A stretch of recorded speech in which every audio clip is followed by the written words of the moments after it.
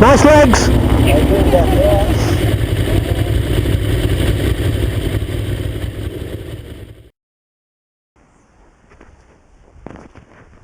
Good afternoon everybody. It's a lovely 23 degrees here. So due to popular request, we're actually going to be test riding Paul. Say hello, Paul. Hello. This is my business partner in Beachdale Motorcycles. This is his baby. It's an R1 2009 cross-plane crank. And he's done quite a few bits to it. So I'll just hand you over to Paul just so he can tell us what he's done to it. Well, it's got a full Akrapovic race system on it, decating it, and it's got a power command of 5 with a BMC race filter, and all those 3 have been tied in onto a rolling road, dynoed up to give a nice smooth running. Because initially, low down off the throttle, this was very, very lumpy and hard to get off the throttle. Yamaha had quite a few complaints about it, and it's helped smooth it out no end, and it's made it sound nice, and it's made it go a little bit quicker, so it's all pluses. On the downside, it costs a fair bit. What was the standard horsepower on one of these? Well, I dynoed at 300 miles stock, and it was 150 brake horsepower flat across at the wheel. Okay, and now it's been done? About 173 I think last time it was dynoed. So it's loosened up as well. It's done 10,000 miles now, so it's loosened up and got a bit nicer as well. Okay, added to the fact as well, Paul's actually put some like race style bodywork on, because we've done a few track days now, and I don't think he trusts his own riding. Here's a clip of Paul coming past me. I meant on video. Right, so what we're going to do is we're going to basically have a play. There's some nice bends coming up near us called Southwell bends or Southwell bends. Paul's going to have a play on my Toblerone. There's the picture of the Toblerone again. And the last time Paul rode it, it was running in, wasn't it? It's done about 50 miles, completely standard. 50 miles standard, so he couldn't really sort of like get any fun out of it. So basically now it's all running and ready for him to play, so let's go. Right, here's the alarm for it. They're all new tyres, I've only done 12 miles on them. Paul's warning me the new tyres. We're not going to go mad anyway because we're on the road and we don't do that, do we, Paul? No, not at all, officer. They are sticky anyway, so they're not being bad at all. It'll be all right. Okay. Seat height's quite tall again, just like the Tuono. It actually sounds very Ducati-esque because it's a cross-plane crank. It's a bit different. Okay. Now, you know I'm not a fan of these sports riding positions. Oh, yes, he's just reminded me. Yeah, he's reversed the gear change on it, so it's 1 up, 5 down. So I have to remember this. He's done it like for the track. So I just made sure it was in first and actually put it in third. Okay. Oh, it's got a lovely sound to it. What a howl. We've got to get used to those gears being a bit different down to third gear. I'll tell you what, this is so, what's the word, easy to rev. It actually feels like a 2-stroke.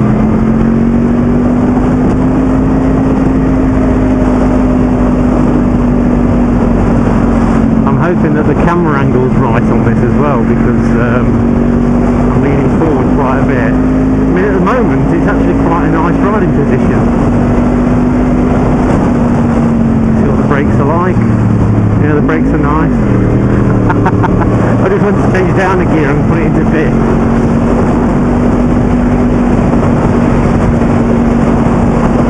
Yeah, very smooth. This actually takes the bumps a little bit smoother than the Aprilia does. The suspension's definitely a softer setting.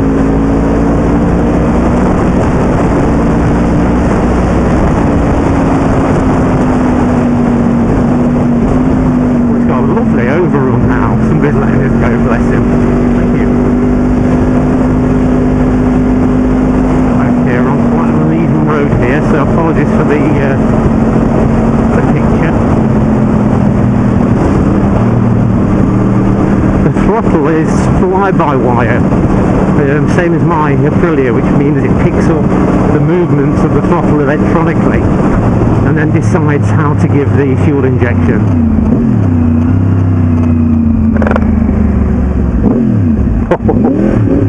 Sounds lovely. Bang, pop, pop, bang. And again. Just making sure everything's okay. I've not been here before, so let me have a look. Okay, Ferguson in Southwell, let's go this way. Gearbox is very slick. Yeah, it's a very sweet sonic gearbox on it, and the brakes do the job. I just feel like on these sort of bikes, remember when you were a kid and you used to get people holding your ankles and you used to walk on your hands and they used to run with you and you couldn't keep up? That's how this feels. Yeah, it's incredibly smooth. It's also really, really stable.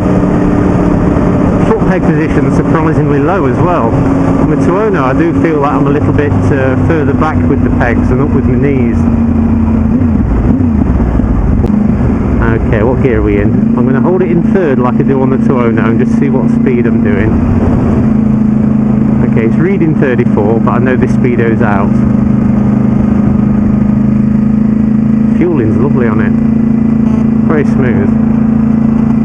Just looking at Paul in the mirror. Okay, let's have some fun.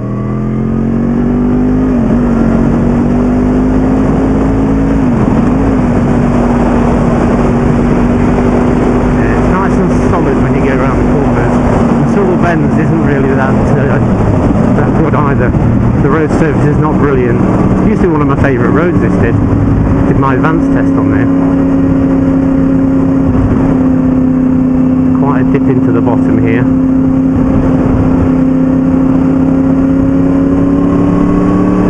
Okay, I'm just starting to feel it on my wrists a bit now, but that's just me. I'm not going to be reviewing the bike on what I think of this riding position, because that's not fair on people that like race bikes. I can feel a lot of heat coming from the engine and the exhaust on my legs. A lot of heat. All my bum and underneath my legs are feeling that. But it goes where you want it to go. That's the beauty of it. It doesn't feel like it wants to fight you. The Tuono sometimes actually feels like it's going, yeah, come on, come on, and you're not ready to go yet. But this, it's more at one with you. So I'm keeping it in a reactive gear. I'm in fourth at the moment, doing 58. Doesn't feel like you're doing 58 though. It feels like I'm doing about 40. Yeah, the fuel delivery is really sweet on this. It's even though the throttle, you're moving it literally a half a millimetre, and the thing wants to go on you. You know, if I had to be really, really picky, I'd like to be able to dial that out a little bit and make it a bit more movement for what you get, if you like. It's just with this, it's almost like a quick throttle. Be interesting to see what Paul thinks of mine as well, especially after he rode it when it was running in. Oh, it's got a lovely overrun burble on it. It's got like Pazzo levers on or something like this. I quite like these dogleg style levers. They've got quite a lot of feel to them. Make sure if you do fit aftermarket levers that they do fit properly, because a couple of people have problems with them not being milled right and they've actually stuck on a bit, boiling the brakes. So make sure that they do return fully when you fit them. There we go, just sitting up now, giving my arm a rest. I bet that's making Paul laugh as well. But now I'm doing 30 miles an hour and I'm in third gear, and that is more than acceptable. And Paul did mention that there was a problem with it, but God knows how much he spent to get that problem out.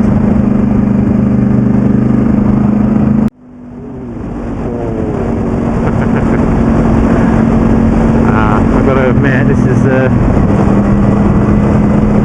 pleasantly surprising me at the moment.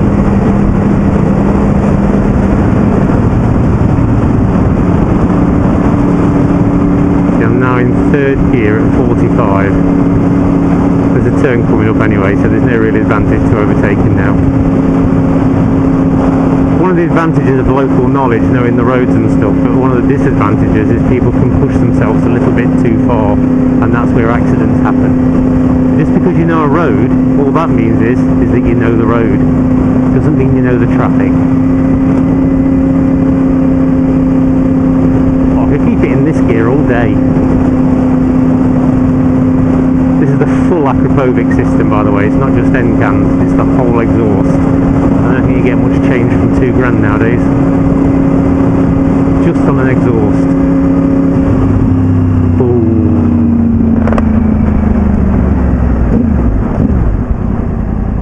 I'm in first gear now.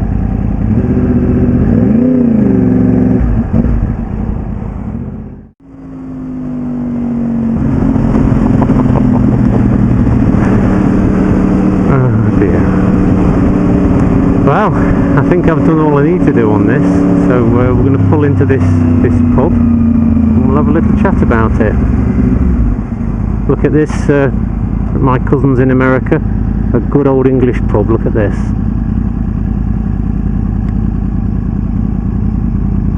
With good old English wenches. Right then, Mr. Paul. What do you think of the Toblerone? It's a big positive thumbs up from me. Yeah, that's nice. It's early days, short run like that. The initial feeling is very good. Yeah. Riding is taking some getting used to for me. Handlebars up there, just yeah. I noticed in the mirrors your arms are up here. So wrong and almost uncomfortable because I'm up and I'm tensing my back. It's like, right. Okay. Surprisingly, it's cramped on my legs. My knees are up, my feet are back more than mine, R1. I said exactly the same thing. I can't believe my feet are further back on your bike than the R1. Correct. And then I'm conscious of keeping the boot off the exhaust because it's nice and shiny. I don't have a Cortex. Once I felt something on my heel. Power delivery is lovely. It's got loads of torque. I'm really impressed with the torque on it. Yeah. It does pull well. I mentioned while I was riding, your foot pegs are lower and more forward than mine. Yeah. Mine are actually more racy than yours. It's mad, isn't it? How does that work? It's mad. Okay. The fueling's a little bit lumpy low down. It is a bit snatchy. Yeah. But it is in sport mode, I suppose, which you get that anyway. Yeah. If you put mine in sport mode, mine's very snatchy. So right. I'd live with that. It's not as smooth as yours at slow speed. But I'm surprised at. I really thought the R1 would be lumpy compared to yours. Yeah. I thought you'd be thinking, no, it's horrible. It's a bit. No, I think it's because you spent so much getting that right. I mean, I think if that was in standard trim, it might get you fed up with it. Yeah. Yeah. I found on the R1 that throttle is just so what's the word? Twitchy. You've got to be on it. Literally, it's half a millimetre and the thing's going. It just wants to go. I also found that your clutch snatches a bit like that SP1 did on me that time. You go to pull away and sometimes it grunch and it snatches you a little bit. I think it's because of the way the power delivery is. I've noticed that if you've got to ride like a Ducati, you've got to slip the clutch out. Whereas yours, even though it's a V4, you can just pull away normally and it's fine. It catches me out because I'm going, where I've gone. Before I've all thought about it. Very quick off the mark. That is very brisk, very strong mid range. Yeah. The brakes are better than mine, phenomenal. I said the same. Phenomenal brakes. Again. Yeah. In fact, almost too much of me at first. I'm like, whoa, hang on. Yeah, literally it's 2 fingers don't touch. to a hairpin. Yeah, the brakes are better than mine at the start. It turns nicer. You've only got to think about it on the handlebars and the bike's going the way you want it to go. This is amazing what we're saying here actually, because I say exactly the same thing. Where yours is absolutely nice and it's there and it's in tune with you, where that is like a happy puppy and it wants to go before you. And Richard found the same thing when he rode it last week. But the R1 is I think it's nicer for country roads because it does more what you want it to do. Yeah, I've, to be honest, found that a little bit hard work on your bike. Yeah. It wanted to be, every time I hit the bump, the accelerator was going, and it was every time I touched the brakes, it was braking really hard. It was like you really got to switch on a bit for bumpy roads. Could it maybe be that that's only a year old and it's a different model, where yours is now 3 years old and models have come on, or I don't know. I think your suspension's harder than mine. Yeah, again, that's another thing I said. It's bouncing around. The seat, I live with the seat. I mean, everyone moans about it. I knew I was going to hear people saying, oh, the seat's uncomfortable. I like the seat. What, on the Tuono? Yeah. Really? Yeah. Yeah. I've got my cycling shorts on, by the way, with padding. I mean, okay, we're only going a few miles, and after a 100-mile trip to whatever, I'll probably be fed up. But I think that's quite nice for what you use it for. It's fine. Well, that's exactly why I bought it, wasn't it? It's not a touring bike. But with the R1, it's beautiful. The engine on it is fantastic, and it makes you want to shut your throttle off to get that overrun, doesn't it? I've been making comments in my if it picks it up, saying that my exhaust is too loud from behind. Yeah, it does sound good. Yeah, it is. It's fantastic. I could hear you blipping a bit on some of the down changes, going through some of the corners. But you notice on one, I needed to change 2 gears. I did 5 blips. Oh, right. I had a bit of blipping. Because I went 4, 5, 6. I've gone the other way twice as well. So. Have you done it? Yeah, I went the opposite way. I mean, overall, the R1 it's fantastic. You can't really say anything. If it's just a bike for scratching around and whatever, then yeah, the R1's fantastic. I wouldn't necessarily want to go touring on it. No. But when you go a bit faster, the wind does lift you off the bars a little bit, doesn't it? That's what I said on my mic as well. I said I can see Russ shaking his wrist a bit because we're going through Southwell when it was slow speed work. Yeah. And like I said on the mic there, if you're doing 70, 80 miles an hour, it's perfect. Obviously, today's roads, you can't always do it. So overall, what would you give the Tuono out of 10 for the overall feel on your first impressions? The feeling is it's a good 9, that is. It's, Yeah. it's a good solid bike. And I said when I was doing that, I mean, I don't like the riding position on those type of bikes, but taking that aside, because that is obviously my personal opinion, I give yours a good 9 as well. Excellent. So basically that's it, people. If you want either of those bikes, you wouldn't go wrong with them. So say bye-bye, Paul. Bye-bye, Paul. Bye-bye.